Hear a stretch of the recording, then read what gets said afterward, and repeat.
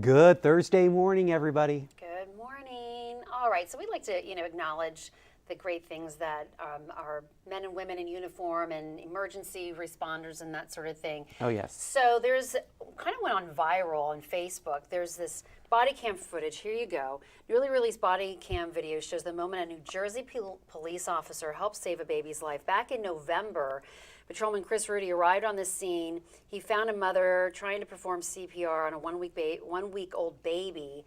The officer noticed the infant was turning blue, so he took over, and after a few chest compressions, the baby started to regain consciousness.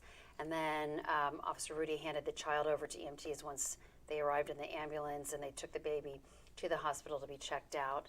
And the baby is fine. Everyone's fine now.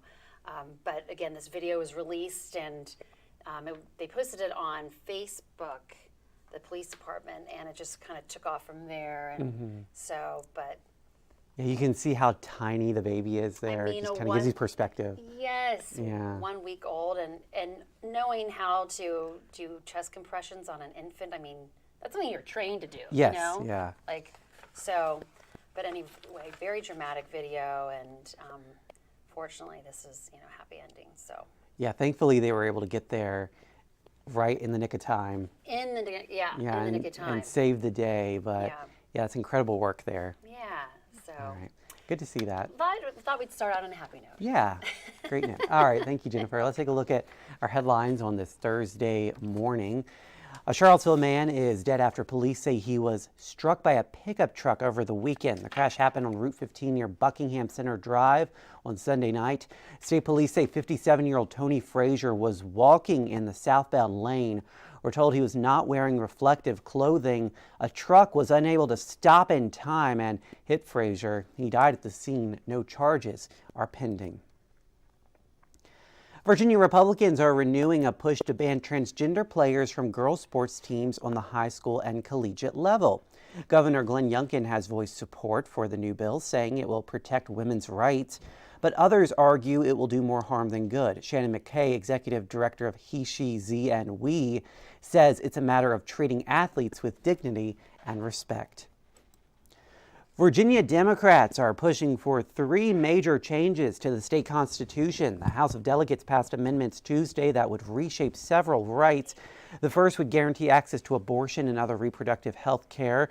It passed strictly along party lines, with Republicans calling the measure extreme. A resolution also passed to automatically restore the voting rights of felons who have served their time. And the third here would protect same-sex marriage, removing language that limits the union to a man and a woman. If passed next year, all 3 amendments will go to Virginia voters for final approval.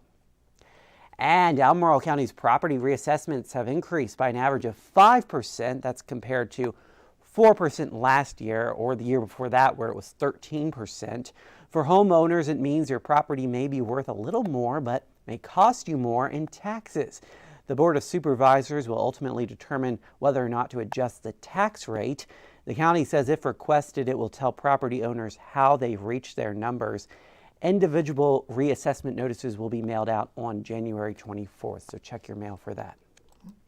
All right, we are starting off on another chilly note this morning. Yeah, again, all this is prepping us for next week, what's to come, but we've got some frigid temperatures out there this morning. Make sure you do bundle up. Now, we will have a southwest wind today, and that will actually start to warm us up. We only hit the low 30s here in town yesterday. We'll be about 10 degrees warmer today with a mix of clouds and sun. Can't rule out a flurry as we track a clipper system. And then for tomorrow, near seasonal, partly sunny and 44. A few scattered rain showers early Saturday, but not an all-day event, mostly cloudy, 44. And then we'll see a chance of rain and snow showers Sunday before that bitterly cold air starts to work into the region Monday. Look at those daytime highs. 24 on Monday, lows around 8, 23 Tuesday, 26 on Wednesday. By the end of next week into the weekend, we do start to warm back up. But it looks like the start and middle part of next week are going to be very, very cold. Yeah, I'm trying not to look at those high Gotta look temperatures at 'em. next Come week. on. I'm like, shield my eyes. Just I don't want to peek. see this. But yeah, I mean, this is kind of adjusting us these early morning cold temperatures to Yeah. what we're going to expect next week. That's so. when you really feel it in the morning. I mean, we're talking single digits for east of the Blue Ridge. Shenandoah Valley will probably see their morning lows next week below 0. All right, so that's what you have to look forward to next week. Yeah. All right, thank you, David, and thank you guys for joining us on the Morning Rush. Here's a live look at traffic on this Thursday morning. This is I-64 at Afton Mountain. So far, things are moving smoothly. Hope you guys have a great day, a safe ride into work and school this morning, and we'll see you again on 29 News at noon.